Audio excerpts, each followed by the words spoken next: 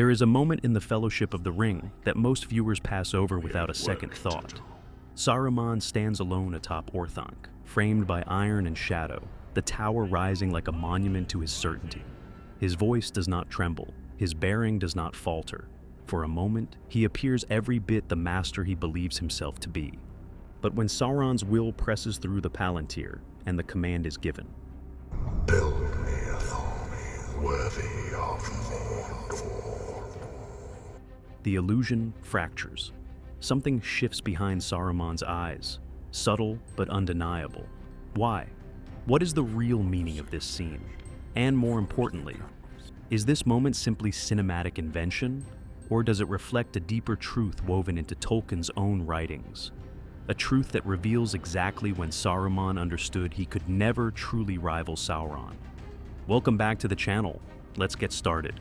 "The power of Isengard is at your command, Sauron, Lord of the Earth." To understand this moment, we must first understand who Saruman believed himself to be, and how long that belief had been growing. When the Astari were sent to Middle-earth around the year 1000 of the Third Age, Saruman did not arrive as a wanderer or a humble guide. He came as their leader.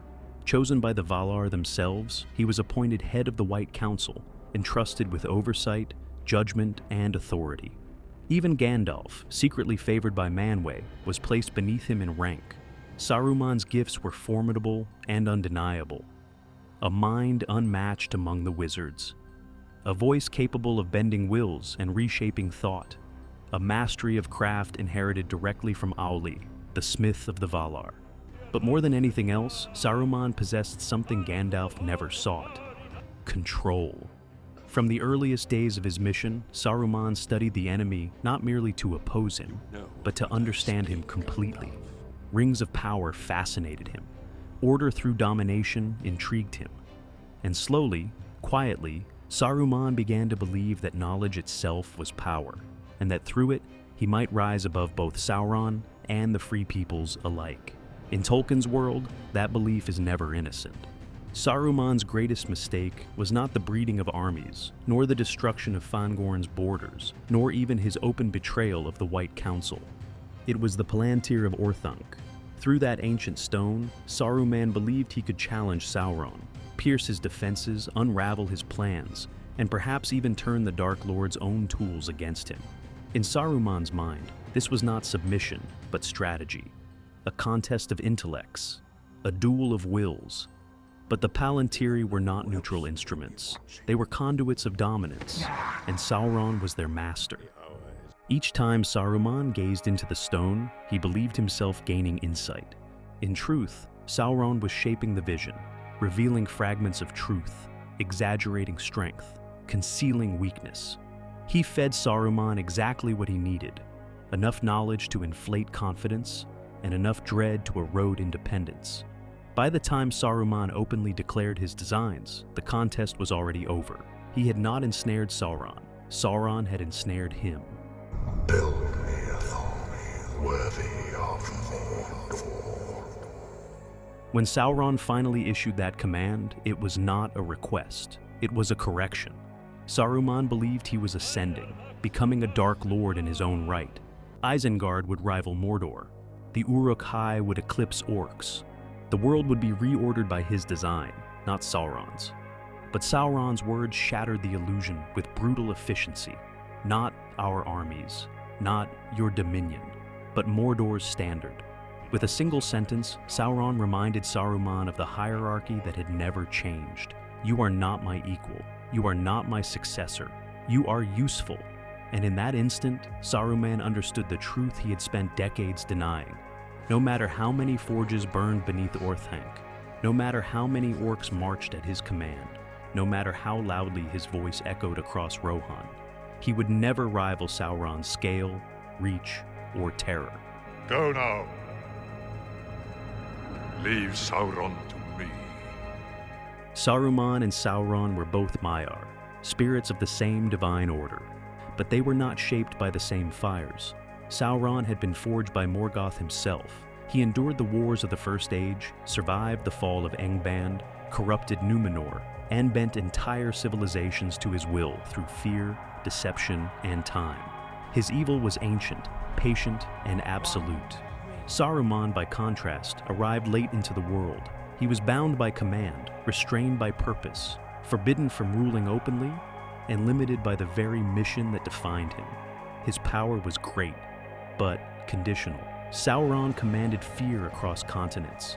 Saruman inspired obedience through persuasion and imitation. And Saruman knew it. He could industrialize Isengard. He could mirror Mordor's methods. But imitation is not creation, and that difference gnawed at him. If you enjoy this video so far, don't forget to drop a like. So the ring of power has been found. All these long years, it was in the Shire, under my very nose. What truly haunted Saruman was not the prospect of losing. It was the certainty that even in victory, he would remain secondary. Sauron did not require Saruman's loyalty. He required production. The Uruk-hai were not rivals. They were reinforcements. Isengard was not a kingdom. It was infrastructure. Saruman was not being groomed as a successor. He was being used. And when Saruman grasped this reality, his choices collapsed inward. There was no path back to wisdom, no ascent beyond Sauron, only deeper entanglement, deeper compromise, and deeper loss of self. His empire was never meant to stand alone. Saruman clung to one final illusion, the ring. If he could claim it, wield it, master it, everything would change. But even this hope was born of desperation rather than truth. Sauron had poured centuries of will into the One Ring. His spirit was bound to it in ways Saruman could never replicate. Tolkien makes this painfully clear. A lesser will, attempting to dominate a greater evil, is not empowered. It is consumed. Saruman did not lack intelligence. He lacked humility. And deep within, he knew the ring would not make him Sauron's equal. It would make him Sauron's echo. Saruman. A wizard should know better. By the time the Ents marched on Isengard, Saruman's fate was sealed. Not by their wrath, but by his own misjudgment. His armies faltered, his alliances fractured. His voice, once capable of bending kings, lost its enchantment. When Gandalf stripped him of his rank, it was not merely punishment, it was recognition. Saruman had ceased to be what he was sent to be long before. He was never meant to rival Sauron. He was meant to oppose him. And the moment he forgot that, the outcome became inevitable. Saruman did not die as a Dark Lord. Cast out, powerless, and forgotten, his spirit drifted westward, rejected even by the Valar he once served. No throne awaited him, no dominion remembered his name. And that is Tolkien's final judgment. Saruman's fall did not begin with treachery. It began with comparison. The moment he measured himself against Sauron, and discovered he would never be enough. If you like this kind of video, consider subscribing and leaving a like for more content like this. It really helps me out. And as always, see you on the next one. So you have chosen death.